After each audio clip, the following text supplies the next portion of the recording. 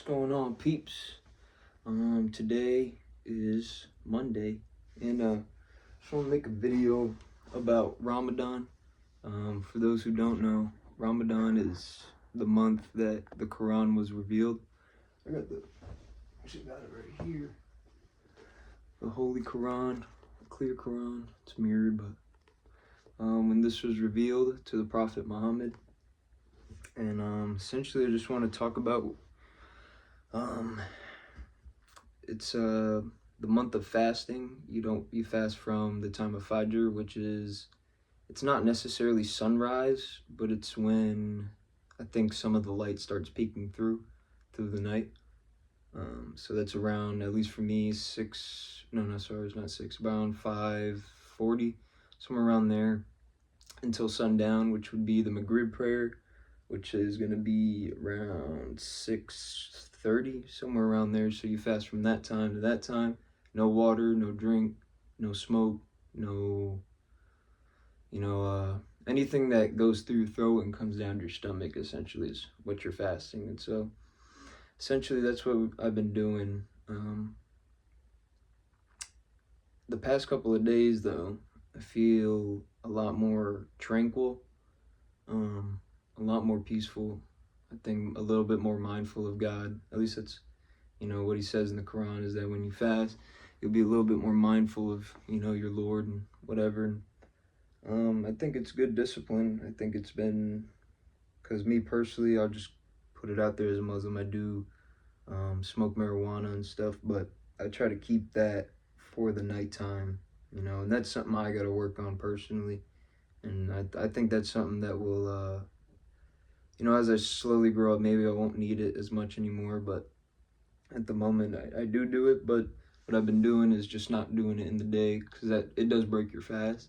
So I'll do it, towards the nighttime after it's time, to eat and things like this. So I think it's keeping me pretty disciplined for the most part. I guess the big question is, like, why do Muslims do it? First, it's an obligation. It says that during the month of Ramadan, you do this fasting, and there's multiple reasons for it. But the main reason is because God said so. So, and people are like, well, how do you know it's what God said? And I guess that's more research you would have to do on your end, because you can look into the Quran and find verses that will appeal more to you, as opposed to one you kind of find scattered or this and that. So it's a big thing to look into. I would say the main things that make it from God is you got to look at, or is this book the same book that you had 1400 years ago? Because if it's not the same book you had 1400 years ago, then that means the text isn't the same, of course, and that you wouldn't necessarily trust the text, because the supposed text that was revealed then was from God. And if it was changed, then there's certain things that would be from God and wouldn't be from God. Certain things taken out. So that's the first thing you have to look into. I guess the second would be, is there any contradictions and any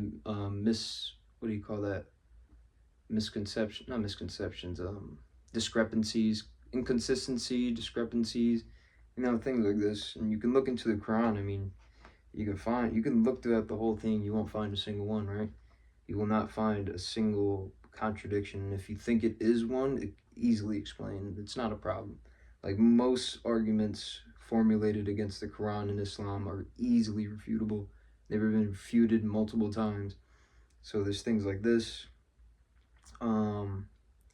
Second is there any, or I would say, sorry, third, I would say, is there anything like miraculous or anything substantial that the Quran provides that, like, at that time they wouldn't have, or things like this? And you're going to find multiple things, I can go to iron right now, which is going to be chapter 51, and I think iron is 5,100 kilometers in the middle of the earth. Like, if you go down 5,100 kilometers, it's either that or it turns into liquid or it's formulated at 5,100 Kelvin, or something like that. I can't necessarily remember what it is, and if you want to look into that miracle yourself, then you can do so. It's actually pretty cool, considering 51 is, I'm pretty sure, sorry, not 51, don't quote me on that. It is 50,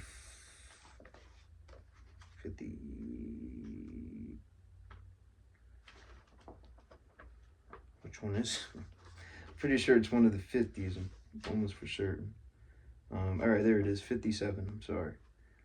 It's 57, which 57, there's 114 chapters in the Quran, which, so 114 and 57 minus 114 is 57. So it's right in the middle of the Quran, and iron is actually formulated in the middle of the earth. So this thing's like this. I guess I'll read a couple verses. Bismillah ar-Rahman ar-Rahim. Whatever is in the heavens and the earth glorifies God, for he is the Almighty, all-wise. To him belongs the kingdom of the heavens and the earth. He gives life and causes death, and he is the most capable of everything. He is the first and the last, and the most high and the most near, and he has perfect knowledge of all things. He is the one who created the heavens and the earth in 6 days, then established himself on the throne. He knows whatever goes into the earth and whatever comes out of it, and whatever descends from the sky and whatever ascends into it. And he is with you wherever you are, for God is all seeing of what you do. To him belongs the kingdom of the heavens and the earth, and to God all matters are returned. He emerges the night into day, and the day into night, and he knows best of what's hidden in the heart. And so I want to see where it says that it was sent down to you.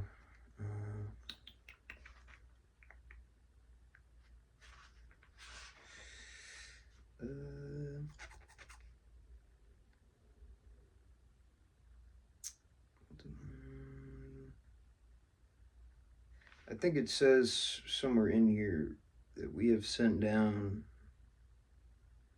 this down, or whatever. I can't necessarily find it right now. I don't want to waste too much time on the video, but if you want to look into that, there's that. There's a lot of miracles in the Quran and stuff, and so the main point is really Ramadan is a special month, not only because of when it was revealed. Allah, it's one of the sacred months. Allah, he puts away the shaitan, the bad influence. He kind of chains them up a little bit, or whatever, a little bit, whatever. So a little bit of your nafs, your desires aren't as prominent. And I don't know, if anyone who's watching and is a Muslim, I really do suggest you do look into Islam. There's no compulsion in Islam. I'm not gonna sit here and tell you you're gonna go to hell or go to heaven, because at the end of the day, it's not up to me if I determine who goes where, right? It's up to the Lord. So essentially, Ramadan, I just want to make this video about Ramadan because it's a beautiful month. The past couple of years that I've tried, I've kind of like failed in this sort of sense, because it's, I'm a pretty recent Muslim. I've only been Muslim since probably 2020.